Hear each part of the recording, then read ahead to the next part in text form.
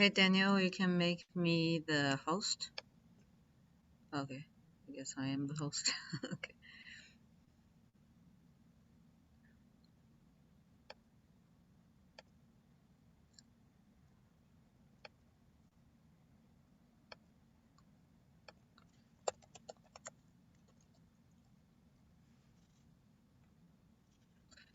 Hey Nathan.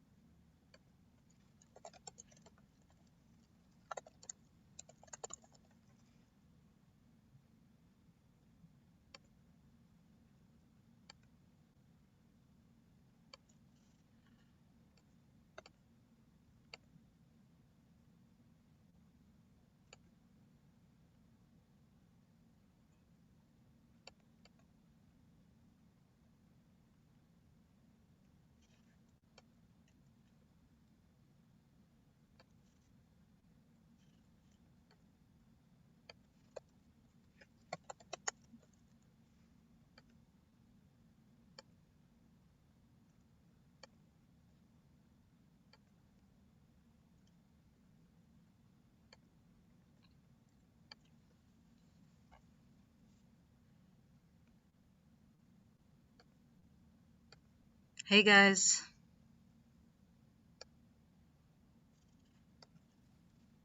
Hey, Missy, we can hear you. Okay, thank you. So I'm not talking to the empty room. How are you, Bill? I'm doing well. It's Thursday afternoon and just trying to get to the end of the week. I know I'm like triple booked in the evening between like in-person meetings and presentations and just meeting. Yeah, can't wait for the weekend as well. I'm celebrating my birthday. Do you know, though, it motivates me to be more aggressive to my goals, right? So these long weeks. Yes, I was saying, I just commented on someone's LinkedIn post today. It was like, if you plan on taking 30 days to clean your room or do something, it will take 30 days or longer. But That's if you right. plan it for to be like 2 days or whatever, it'll be shorter. So, speed of execution is important. Of course, I can't say that to everything. I don't want the doctor to. Well, it's based on your priorities, right? For sure. Yeah, yeah. Yeah. So, yeah. Any exciting plans this weekend, everyone? Or Bill?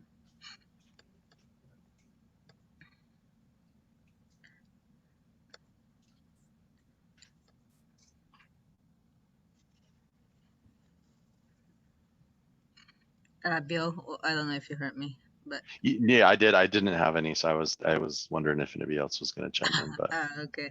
I've been thinking more about interest rates and how they're going up and reading articles about stock market crashing, and we've had conversations about real estate, and I don't know, it's Story of my a life. little, which direction do you go? So Yeah. So I'm glad we're having our speaker today. I know Melanie fairly well too, and I'm going a similar direction as her with diversified um, investing. Just because I don't want to bet on market going on a certain direction and plan everything accordingly just to go a certain direction. So I'm more on diversify into different things rather than just multifamily right now, and stocks and different things too. But uh, just learn a little more about.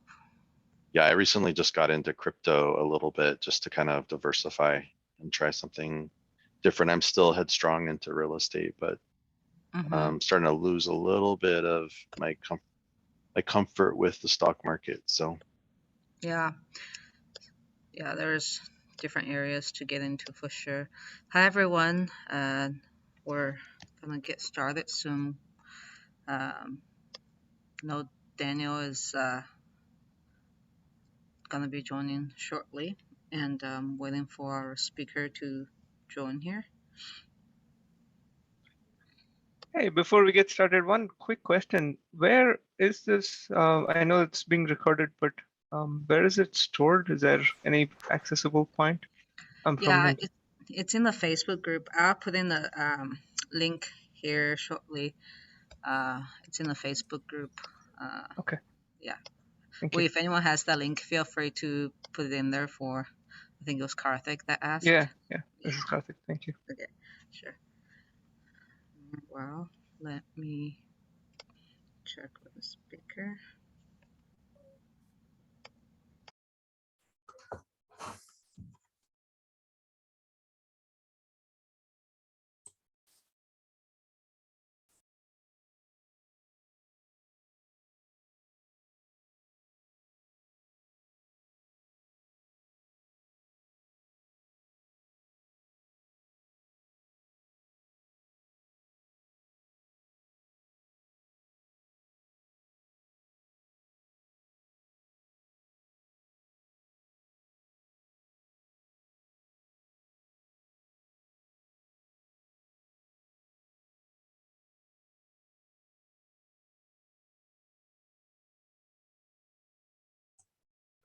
All right, it looks like we're waiting for our speaker. Sorry for being late, everybody. At my third level manager was introducing the team to our new manager, so couldn't exactly leave early in that. But it's good to see everybody here. Thank you, Misi, for holding down the fort. And Misi, I assume, is going to check on our speaker, who I know was very excited to be here. I've got her slides ready. So while we're waiting for that, do you guys have any opens? Do you have any questions about the current state of real estate or any topics that you specifically want to talk about? I'm in the process of filling up our speakers for the next couple of weeks. And so we have the opportunity to bring in different topics. And just to remind everybody, we are on a rotating schedule. I'm not on mute, am I? Just making sure. no, we Okay, can hear you you. can hear me. you. Okay, Can hear good. you. I always, even if I look at it, I like to check to make sure that people can hear me. So we're on a rotating schedule now. We're meeting Thursdays 1 week, Friday the next. Thursday 1 week, Friday the next. And that's specifically for the people that are in Intel. We're all meeting no matter which company we're from here on this Thursday meeting, but the Intel employees, we're also going to meet every other Friday on Fridays. And I know the other companies have their own rhythms for the off week as well. So Misi, did you hear from our speaker? Yes, so similar issue. She went to the wrong link, so I just emailed her the right link. I wonder what's going on with that wrong link. We Yeah, I always seem think to there's have, two links going around for some reason. So, yeah. maybe I But should, when she gets talking, check to see that other people aren't on the other link. yeah, if you can check, that would be good. All right. Any topics that people want to talk about? I think Bill was talking about how he's watching everything, with the rate and um, the yield curve and different things. Yield curves inverted, Yeah, it's portenting recession. I also want to say that we do plan on posting these videos in the Facebook group. I need to get around to doing that. So they're not there currently, but they will be there. There's yes. Melanie. Hello. Welcome to the group. Thanks. I don't know if I've had the wrong link or what, but I was waiting in a room somewhere. Oh, so you were in the waiting room. You weren't able to see were there any other people there? Because I think there are 2 links floating around, and so I'll probably pop off and check to see if anybody else is over there and redirect them over here. Sounds good. All right, we are recording now, so we'll just put a start moment here. Welcome to Real Estate Investing for Busy Professionals. My name is Daniel Homlin from Good Samaritan Capital, and we also have here hosting Misi. Yes. Hi, everyone. Missy here with Life Mission Capital. I also host the Walmart Real Estate Investment Club. I'm actually at work right now, officially after work hour, of course. But so yeah, excited to be part of this group and helping host this, continuing to learn and grow together. And actually, no, our speaker today, I mean, her mastermind. She's her company is called FreeStyle Capital Group. You'll get to learn from the presentation that she's a very freestyle person, very fun spirited. Um, but today we'll get to learn about her customizable fund and her how she does different diversified investing through her fund. So a quick intro is that Melanie is the founder of FreeStyle Capital Group, a boutique private equity firm FreeStyle fund. It's a customizable fund, as mentioned. Her fund invests in a variety of asset classes, operator geographies, and investment strategies. Melanie takes a conservative approach to investing and plus opportunities. And that puts opportunities through a rigorous vetting process. She's also taking a stand on diversification as being the best hedge to volatile times in the economy and market cycle, and still believes real estate to be the land of milk and honey for investing for all of the benefits it provides. I know I just spread it off, but I know Melanie already, and I think you guys really enjoy her style and her presentation today. Go ahead, Melanie, if you want to take it over from here. Me and Daniel will help facilitate Q&A. If you want to have us wait until the end, we can. Otherwise, we'll probably interject as needed. You can start whenever you're ready. Yeah, cool. Thank you guys for the introduction. So yes, I'm Melanie, and yes, my company is FreeStyle Capital Group, and my fund is FreeStyle Fund. So today, I just want to talk about diversification. So I do have a short presentation to keep my mind on track. Is it okay if I share my screen? Okay. Yes. And I'm going to pull a rookie move, and you're going to see the slides in the side, but it's a PDF. So I don't know if you can make it a presentation here. We'll do. I don't know if that works, but anyway, we'll just go with this. And I apologize. I've been sick. I had strep throat, and I'm just getting over it. So I have a cough drop on my mouth. So sorry if I start clicking it around in my mouth, but it's better than coughing at you, I think. So title, diversification, in with the old. Now I say in with the old, I'll explain why. The definition, of course, of diversification, basically don't put all your eggs in one basket, right? Or you could say mitigate losses by spreading risk across multiple investments in different vehicles. So that's kind of the official definition of what diversification is in the space that we're talking about in investments. I don't know why that did that. Oh, well, whatever. So in the typical investment space of stocks, ETFs, mutual funds, that's why there are mutual funds and ETFs, because if you're just an investor and you don't have time to look through and understand what you're investing in, then it's good to go with an ETF or some sort of mutual fund, or you pay somebody to manage your funds who know what they're doing. So when you're diversifying in an ETF or mutual fund, you have different industries, different companies, different risk styles or risk levels, at different asset classes in there, sectors, dividends, domestic and foreign, and you can diversify your stock portfolio pretty easy in the normal way of investing. And then, of course, there's Warren Buffett, who says diversification is protection against ignorance. It makes little sense if you know what you're doing. Well, Warren Buffett can spend all day long reading the paper and understanding businesses and looking at their public statements and scouring through their financials and looking at who the CEOs are and their background and where they came from and what their business model is, all that stuff. He has that time, he has that expertise. And by the way, he probably has an interest, which I don't. So if you're ignorant, like most of the people, you don't have the time or the interest, you're ignorant, right, for what you're investing in. So that is a great reason to diversify. Well, in the syndication world, we used to agree, actually, we would say, we agree now with diversification, but we used to say, if you know your market, you know your asset class, why would you do anything else? So we agreed with Warren Buffett, that if you're ignorant, then yes, you should spread and diversify. But if you know what you're doing, you can read through those financial statements, you know a market, you know an asset class, why not just go all in on what you know, right? So that's the mentality of a syndicator. Multifamily, Dallas, this area, this asset class, meaning C, B, or A.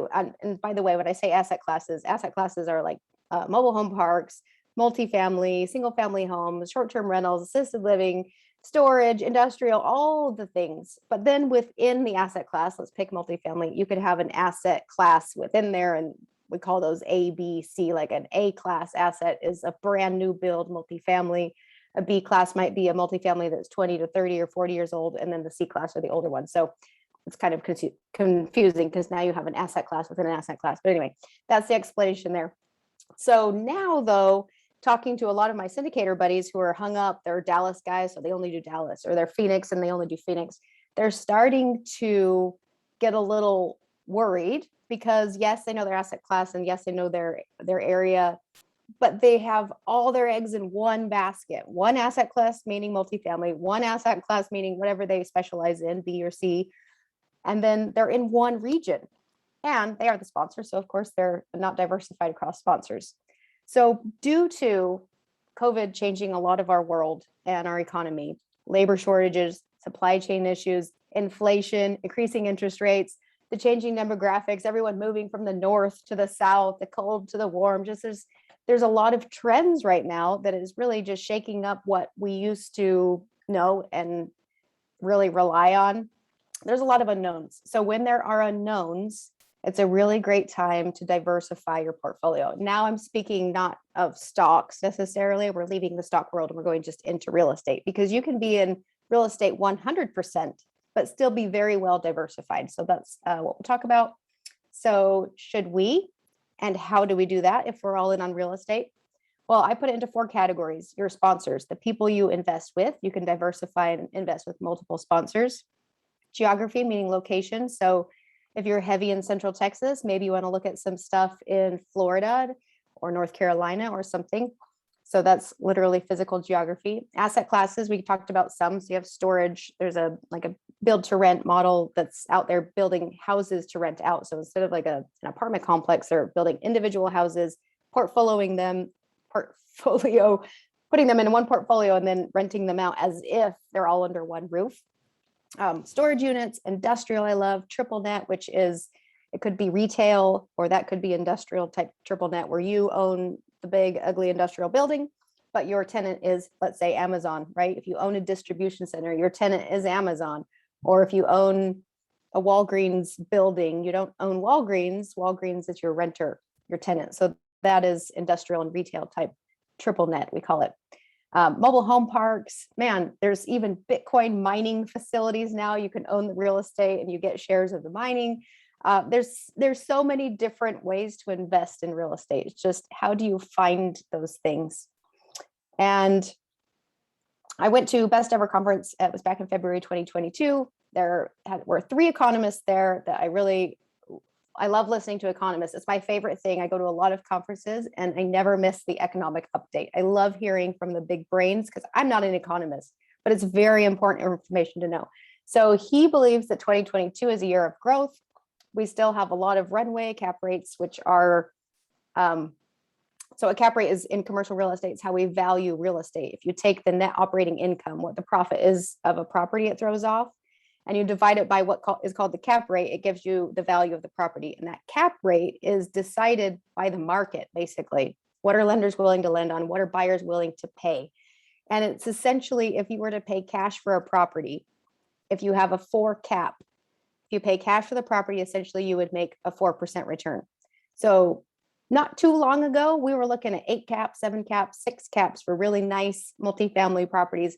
Right now, we're looking at sub 4, even into 3s and the 2s, depending on what market you're in. Meaning, if you pay cash for an apartment building, you might cash flow 2.5%. That is what a cap rate is. So when we talk about growth, that means the cap rate's compressing. The smaller the cap rate, the smaller the return or yield, we'll say. So when there's cap rate compression, that means we're growing as far as prices are going up. So he's projecting 2022 as a year of growth, 2023 as well. And I think a lot of people agree that at some point there's going to be a recession. Some are saying the end of this year, some are saying 2023. One guy decided that we were falling off the cliff in 2024. The point is we don't know, but there are some indicators. Therefore, again, it's a time to diversify to protect ourselves from some of that. Another, this is where I got the land of milk and honey quote from what Misi read earlier. Spencer Levy, who's also an economist, looking at multifamily and industrial. I'll just show you this screen here. So apartments, these are the vacancy rates. So in the apartment space, 2.5% vacancy, meaning demand. There's not enough supply, there's a lot of demand.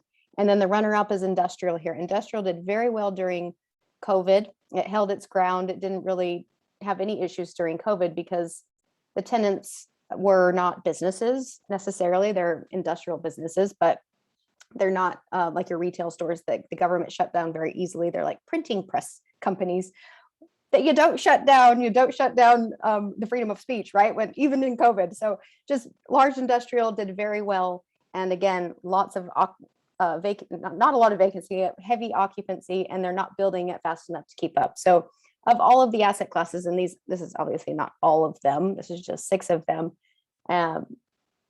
Office, as we know, isn't doing so hot. And maybe you guys at Intel, maybe you have a different opinion. I don't know if you're all at home working or if you're working in the office, but office had a really rough go during COVID. Apartments just keep getting more squished because they're not building them fast enough to fill up the need. And then of course, industrial. So time to diversify, I think so. And the best way to do it is invest in more deals, maybe less money in more deals. If you're a 100K investor, maybe think of splitting it up into 50K investments and do 2 instead of 1. If you're a 50K investor, see if you can get into 2. Invest in funds. There are blind funds. And what blind funds are is you find a sponsor you like their model, and you invest in their fund, but they are free to go and buy and sell and buy and sell and buy and sell whatever they want, however they want, without you knowing exactly what they're buying and selling. You just kind of know what parameters are their shopping criteria, and you're trusting that they're doing good deals in there, and then you're getting a return of the whole fund. So again, you're diversified. They have lots of deals in and out of there, but the key to investing in a blind fund is to make sure you know that operator, because you're not going to be able to do as heavy of vetting on each of the deals, each of the markets, each of the asset classes that they're dealing in. You're really relying on that sponsor. And then I said invest less in each deal. Hey, I said invest in more deals and then less in each. I guess that still makes sense. And then learn some other asset classes. Get yourself, I don't know if you guys are more of a multifamily space or if you're in all things space, but start looking at storage. For the most part, the underwriting fundamentally is the same. You have tenants and you rent and income and you have costs, and at the end of the day, how much left is profit, right? So for the most part, the fundamentals are the same. When you get into operational commercial real estate, like assisted living, short-term rentals, where it requires a certain level of skill, that's when you're getting into a space where you're like triple nets, you're underwriting businesses, because you need to make sure your tenant is strong, not just the real estate. So the basic ones, I would say mobile home parks, although there is probably a finesse to that, storage units, multifamily, even build to rent, they kind of are fundamentally the same.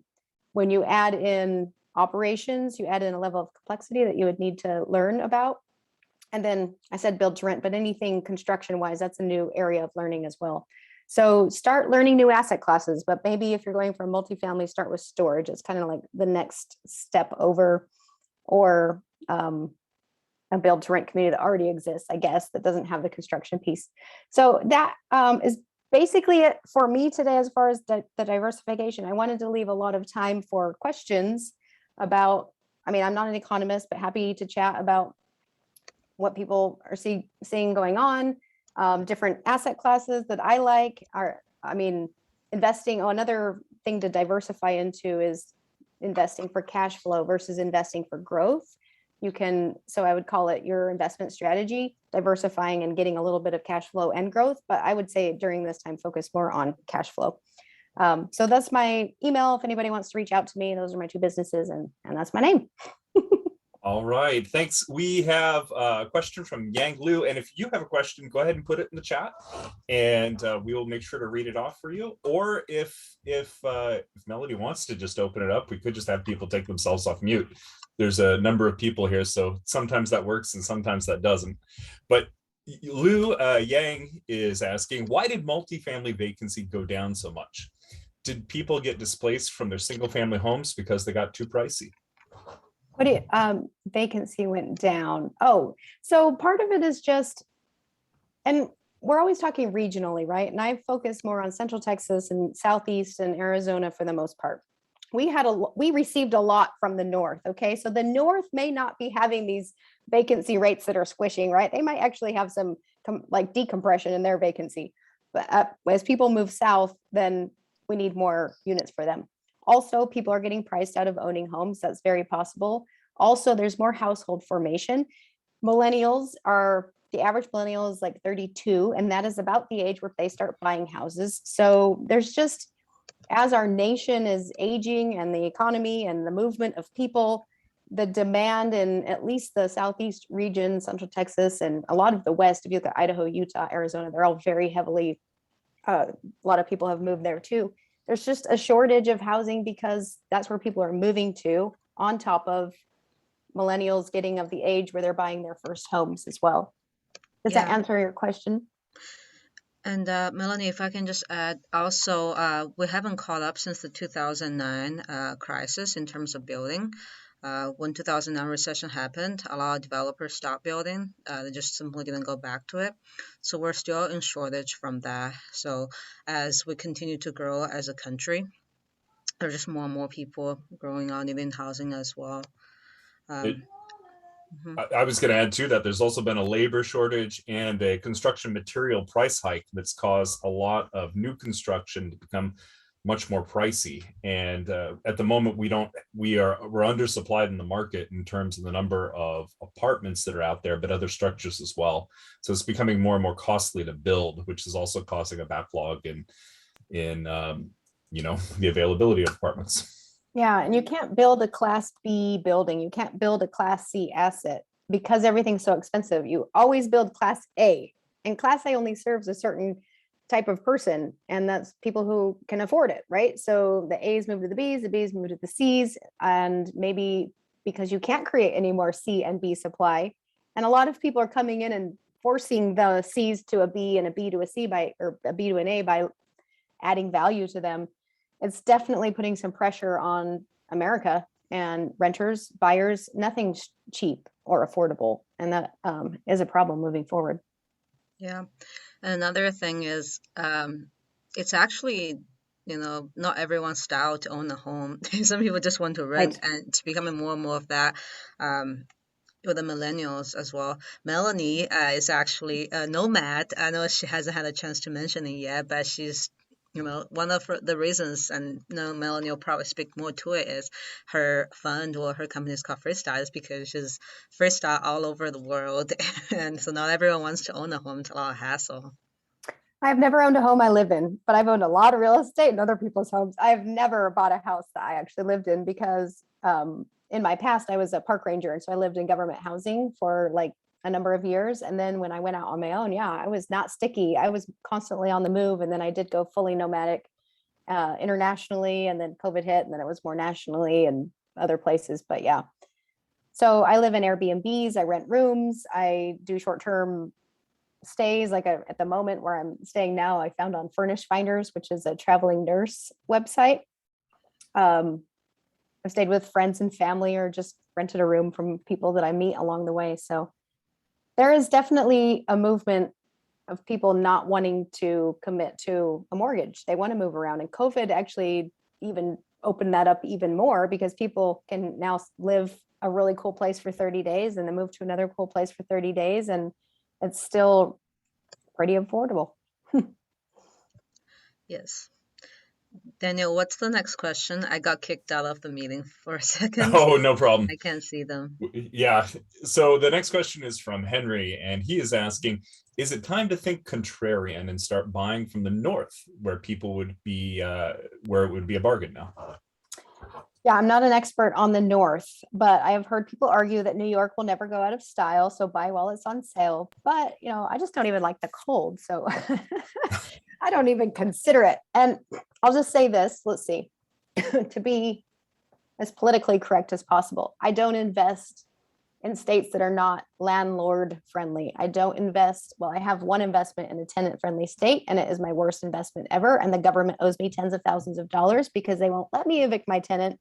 They say, well, we'll pay for it, right? So the tenant goes and gets their little, government's paying for my rent. I don't have to pay rent, but the government's not sending us money. So we, as the mom and pop shop, have to keep paying our mortgage when we have not receiving rent from our tenants or the government at this point because they got their passes, right?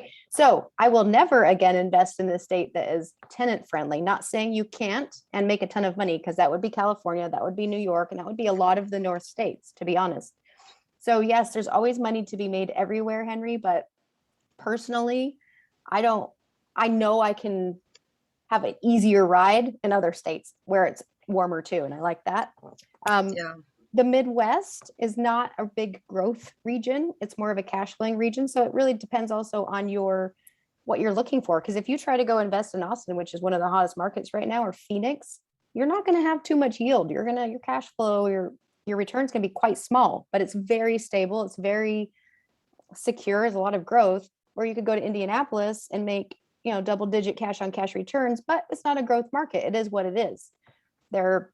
So every market, you can make money in any market, but you need to be an expert in that market, or you need to invest with someone who is an expert in that market. And I'm not an expert in the North markets. Yeah. All right. Since we're talking about diversification, I think it also depends on the asset class you're investing as well. Mhm. For example, short-term rental in some of these big cities, it can do really well if the city is prone to it as well, has already been opened up, even if you don't have to worry so much about the tenant friendly as much, because it's on the daily basis. Yes. Industrial, different things. Yeah, anything that doesn't have a residential tenant, absolutely. I'll invest in New York if it's a triple net, or, well, maybe not California just because they're not business friendly, but I was looking at a Delaware asset and a Maryland asset. They were triple nets. The tenant was Whitecap, a $4 billion industry corporate tenant. Like, it wasn't even a franchise. It was a corporation paying their rent. So of course I would do it all day for a business. And when I say landlord and tenant friendly, I'm speaking residential. Yeah. Because the definitely. business are not a protected class. Storage units, I'm sorry, if you don't pay your bill, you get 30 days notice and now you're gone and your stuff's mine. There is no protection for you and your garbage. Only you and your soul. Awesome. The next question is, what are your opinions, Melanie, Daniel, Me6, and everyone, everyone, it's an open platform, about where the real estate is headed this year and next? Although inventory is low, I'm hearing it is shifting pretty quickly in some areas due to interest rates. Interest rates are definitely going to make some things move, and I believe they're still going to keep rising. I feel there's got to be a cap because the government itself can't afford interest rates. We're going to hit a point where we can't afford our debt, but some people are saying no, it has to cap because the U.S. can't afford the debt. Other people I'm listening to, these big economists, are like, no, it can go sky high, and nothing will stop it. They need to get inflation under control. So I listen to so many economists. I listen to the tinfoil hat guys. I don't listen to the news. I listen to like real economists.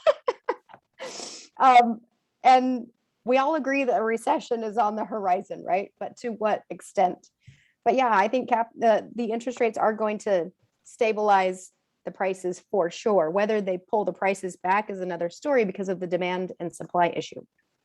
As long as there's demand and there's a lack of supply, I would say prices will just stabilize. But for them to pull back, unless that market is not stable, I'm sure there are some markets that will dip for sure. Just like think back to 2007, 8, 9, Phoenix got hammered, Vegas got hammered. It just depends on each individual market. So as long as the fundamentals are there, the jobs are there, the people are there, and they have a high enough income to cover all these increasing rents. At some point, we can't keep increasing rents on people. Our prices will go up, so we have to. But at some point, if income doesn't increase, everything is going to just kind of go flat. I think. I don't know what the supply and demand piece, because those prices could keep going up, and despite anything we have going on. But it's a Yeah. problem. I'd love to hear what you guys think. Yeah, last time interest rates, or I'm sorry, inflation rates were this high was, back in the early 80s. And Paul Volcker, the head of the Fed, stepped in and he jacked up interest rates to 18% or more. And that brought inflation back in line and checked it. But this time around, we've got so much debt. We've got government debt, we've got corporate debt, we've got personal debt. And the economy would just be crushed if interest rates were brought up that high. So my personal feeling, and people who look into crystal balls eat glass, I always say that, but my personal feeling is that we're probably going to see an increase in interest rate rise, but it's not going to be enough to stave off economic recession. So we'll probably be entering into a high inflation, economic recession or stagflation.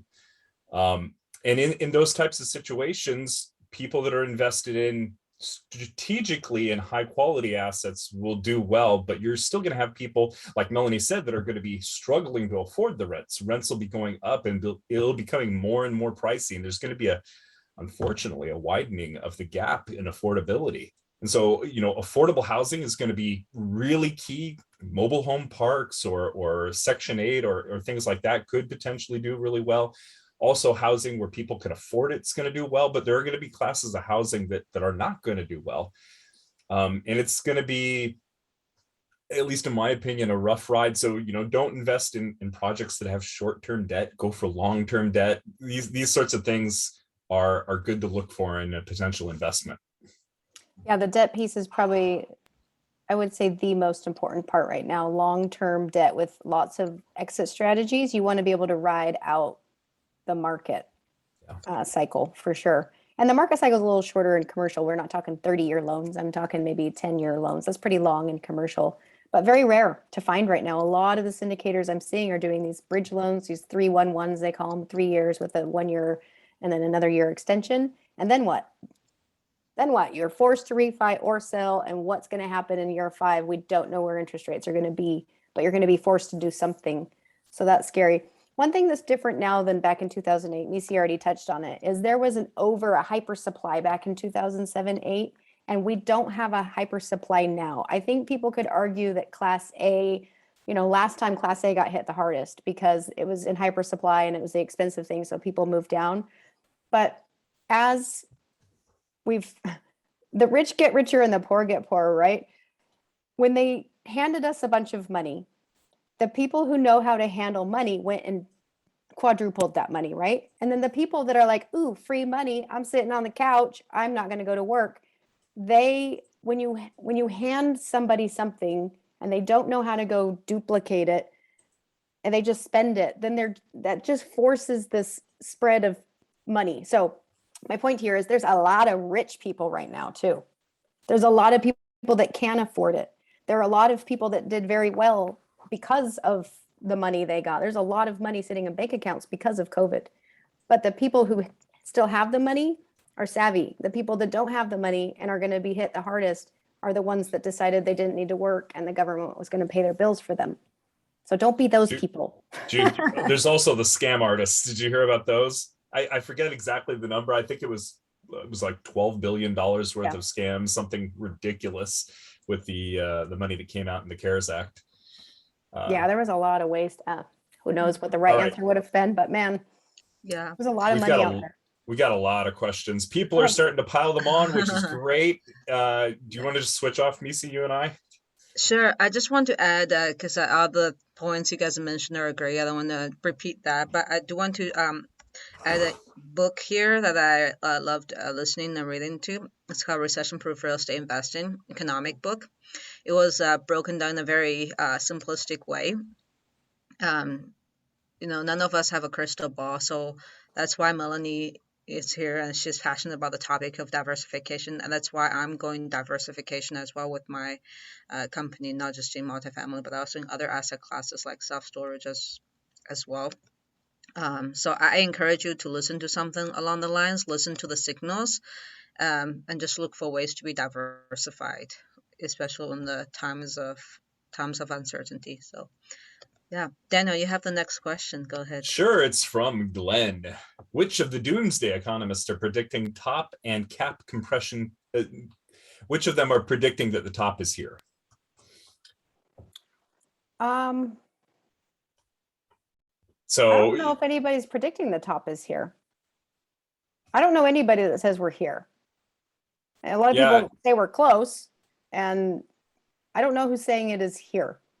And herein lies the crux of the question, which is in each of the times we at least in my history, we run up to the top of the cycle, everyone says it's a little bit further away than it really is. No one's predicting the top because, again, it sort of becomes a self-fulfilling prophecy at that point. Yeah, at the moment, I don't hear anybody that says it's here right today. I would say, let me think of who it was that said the end of 2022. That's the earliest I've heard. There's the perpetual bears like Harry Dent or Peter Schiff. They're fascinating to listen to, but they're always predicting we're at the top. Yeah, Peter Schiff might have been. I was just listening on the real estate guys radio. I love following them, and they just did this whole series talking to, like, George Gammon was on, and Peter Schiff, and the lady that worked, Daniel something, she worked at the Fed. Those three were all interviewed recently. So I think probably right now what I'm thinking, Peter Schiff was probably the closest to doomsday as I've heard. But a lot of them actually are saying 2023. That could have changed since February, right? A lot has happened since February. It's crazy. All right, Misi, you got the next question. What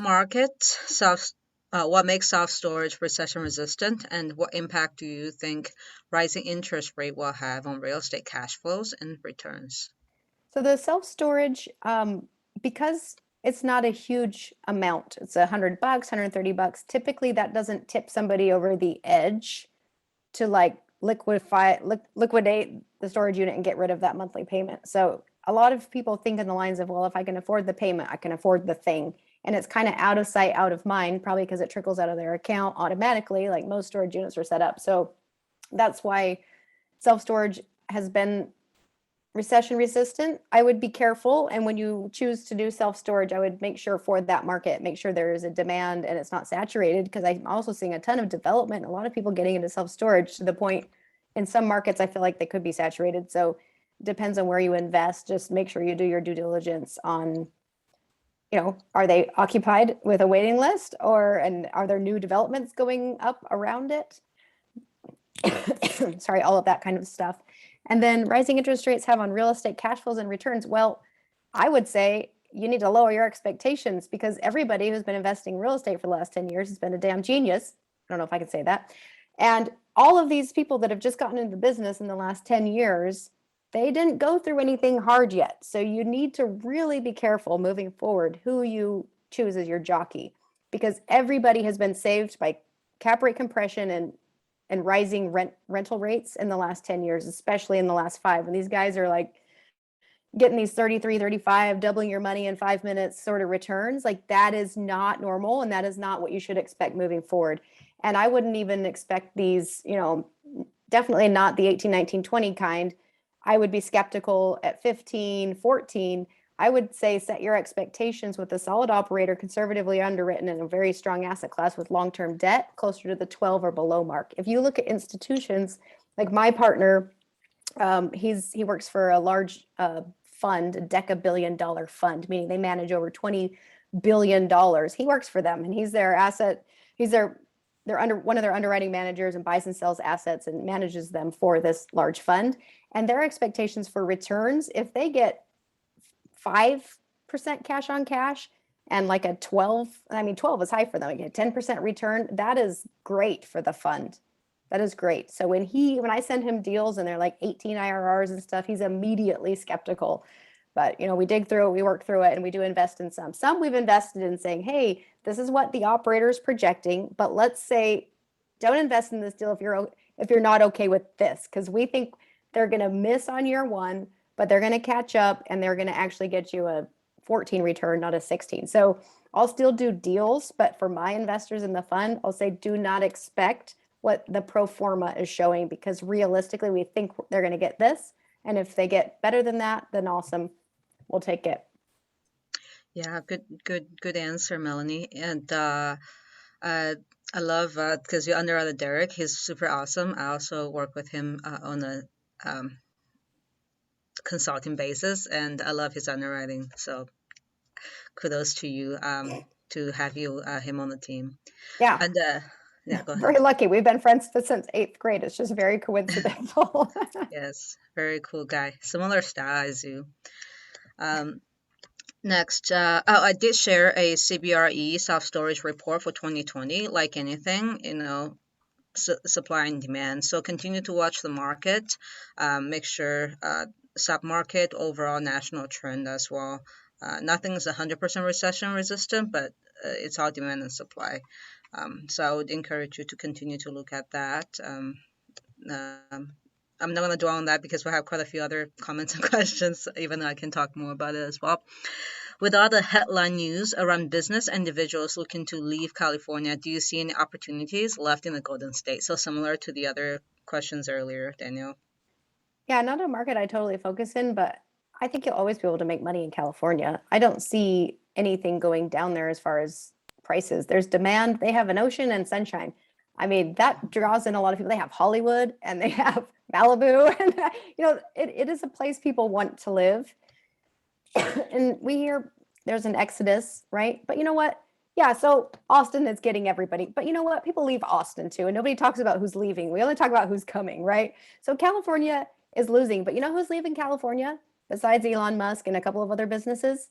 The people who can't afford to be in California. So you're left with a bunch of rich people, okay? So, or people, there's either the really rich or the people sucking on the financials of the state, probably. No, there's money to be made everywhere. In California, yes, but it's going to be more not skeptical. What is the word? Speculative. So if you want to invest as a speculative investor, do it. I invest for cash flow, and that is very hard to get in California. But if you're upside and you're okay with the risk, you're young, you love to throw money at it and multiply it by 100 times, then go invest in California. Just like angel investing or VC investing versus mutual funds and ETFs, right? What's your risk tolerance? And then finding an operator who knows what they're doing and can operate in that economy. There are many millions of people there and many millions and billions of dollars there, and it's California. It's going to be fine. Just like New York. They're big, big, big mega centers. And there's a lot of people there. And honestly, California could stand to slough off a few people. I don't know if you guys live there or what, but traffic is terrible. I lived there for how long was I there? 7 years. So I know they could lose some people. Yeah. I love this question by Juan. Can you talk about your team mixes? Do you have one property manager, one realtor per state, several in the same area, etc.? How do you consider expanding into new geographies / asset classes? And how much of the availability of or a connection factor into the team? So I'm assuming you're talking about maybe single family homes or something. I don't do single family homes. I don't need a realtor. In fact, I don't even need a broker because I just find operators with deals. So my fund is a fund of funds, meaning I raise and bring my investors into other people's deals via a fund of funds. So I go to a lot of conferences. I do a lot of networking. I know a lot of people. And when a deal comes to me, I vet their deal that they already spent. To do a deal, we'll say if you're going to do a multifamily deal from scratch, you, the operator, you're going to underwrite 100 deals. You're going to offer on 20. You're going to probably get to the best and final on 5, and you might win one of those. Well, that one of those comes to me and says, Melanie, will you bring capital to this? And then I look at it, and out of 20 of those ones, I take the cream of the crop. And I'll do one of those. So I'm very picky about the deals I'll do, but they're not my deals. I'm not the operator. So to answer your question, sort of, I go to a lot of conferences. I know a lot of people. I get to know them well. I get to know them as an operator and look at their track record. I do background checks on them. I go through financials. I see what how they communicate with their investors and what kind of information they provide. I know all the scoop and the gossip and the whatever as much as I can get from other people, and do just make sure, because if you get the jockey right, typically everything else falls into place. But obviously you want to do your own vetting of the underwriting, the market, and then of course the deal structure and the fee structure and everything. But yeah, as a passive investor, depending on how much time you want to invest in your education and the due diligence, which you should be doing your own due diligence. But yeah, how are you ever going to learn all the asset classes, learn all the markets, or what? What I would encourage you to do is find sponsors or funds that you really love, get to know those people, and then when they bring you a deal, then further vet that deal they bring to you, versus trying to know there are at least 2,000 sponsors in the United States, probably a lot more, but there are a lot of people doing what we do. And honestly, a lot of deals now, I'm getting to the point where mine aren't even public syndications. I do joint ventures. I'm doing a joint venture project right now with the family office and Yield Street. Those are the only two investors, and us. My little fund gets to backfill the family office right in line with Yield Street. And if you know Yield Street, it's like hundreds of millions of dollars under management, institutional crowdfunding site. So if you get in long enough and you know enough people and you just keep networking and meeting the people, then you'll find some of the best operators. So that was probably way too far, Juan. Sorry. If you're just trying to buy single family houses in markets, then yes, go find realtors who specialize in investment property in each market. Yeah, that's a great answer, Melanie. And just another book recommendation here that I love, and you guys probably love too, Who Not How. Just leveraging people who are already doing great instead of trying to do everything yourself. So that's always great. So that's what Melanie is doing, and that's what I'm doing as well. And that's why the passive investors I work with leverage me, because so they don't have to spend time doing all this stuff. So yeah, work smarter, not harder. You go on the backs of me, go on the backs of Misi, and I know you do it too, right, Daniel?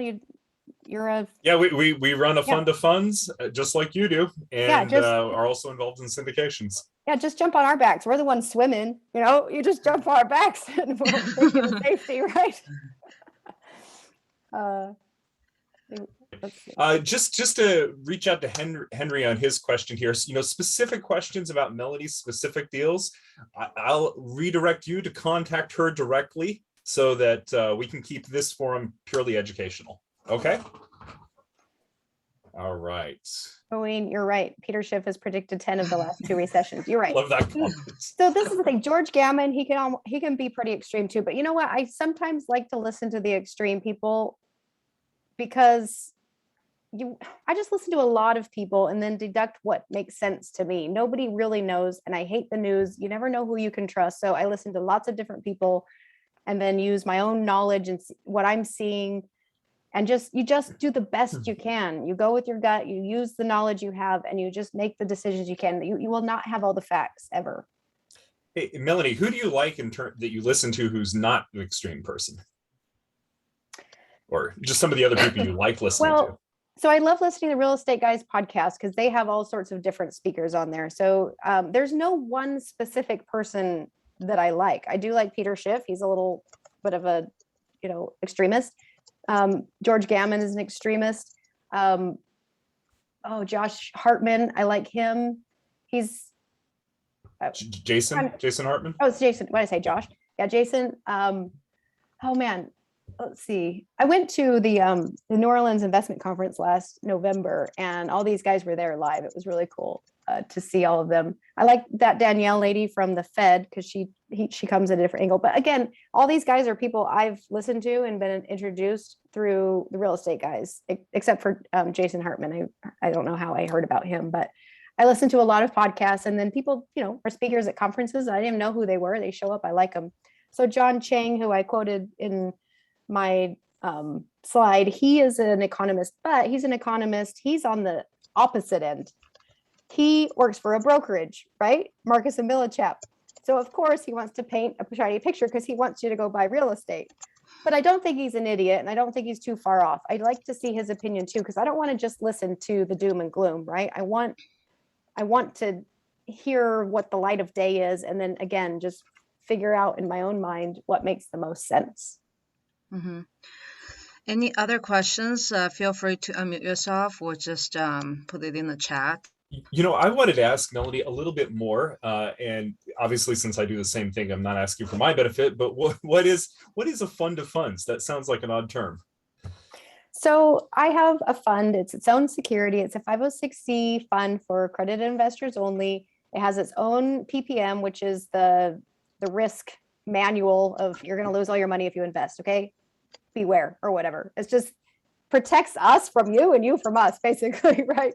When we're partnering to put capital, you're trusting that a deal is well vetted and you're investing in it. That document keeps me safe, keeps you safe, and everybody honest. It gives you all of the warnings, and you've been warned or whatever. Operating agreement is part of that legal document, and then the subscription agreement. The operating agreement is how we do our business, how we get paid, how funds are handled. Subscription agreement is your investment amount and how many units you're buying in that investment. So those three documents are the legal documents that provide the offering, which is the fund. I'm totally forgetting your question right now. Where was I going with that? It was mainly more like, how does it differ from a syndication? Right. So now the fund is its own security, and then it can go either partner in a joint venture, it can go partner in a funding agreement, and a promissory note, and anything. It can go do any sort of real estate transaction with another operator. It can be in a syndication. So the fund can be a limited partner in a syndication. So what I love about the fund, and mine is structured when you're in the fund, you pick the deals you're in. So it's like Robin Hood, but for syndication. So you don't just invest in the fund and it's blind. You invest in the fund, then you allocate your funds only to the deals you like. So that's how mine is structured. But the fund can write $1 million check. And if I can write $1 million check, I can go to the sponsor and say, hey, by the way, I got this big check. We want better economies. We want an 8 pref. We want an 80-20 split instead of the 70-30. We want extra money because we're writing you a big check. So I can, if the fund comes in, 10 investors come in, and we come in like a bull with a big check, we can actually get better economies and better returns. So I like that about going in, linking arms and going in together. So the fund invests in other deals, and that's why it's a fund of funds. Your funds are in the fund, and then there's the fund, and the fund goes and invests as an investor. Does that make sense? So the fund typically doesn't own any assets. One day we have the option, but then that means I have to operate it, and I'm too busy trying to find deals and work with sponsors to find great opportunities for the fund. So that my lane, my skill is out networking and finding great deals. My skill is not operating an asset. I have no interest in operating an asset. I have an interest in managing a fund. Yep, that fits her freestyle. Right. I know what my lane is. I try to stay in that. And I have partners. So Derek, who's my underwriter, he stays in the lane of managing the asset, looking at the numbers, doing the vetting, not just to get the deal in the fund, but once the deal is in the fund, he's auditing the financials that the sponsor sends us. And he does his stuff because that's not interesting to me. I do my stuff, and he has no interest in doing what I do. So it's a nice partnership. Yeah. Two things that I really like about funds is that, first of all, you can diversify a whole lot more. So if you're an operator, you pretty much have to be where the property is, within an 8-hour drive of it, because you have to go there on a regular basis. But as a fund, you can partner all across the areas that you find that are interesting. And then the other thing too is you've got the power of collective bargaining. You as a fund, you can come in and say, hey, I'm going to bring $3 million, $4 million, whatever it's going to be.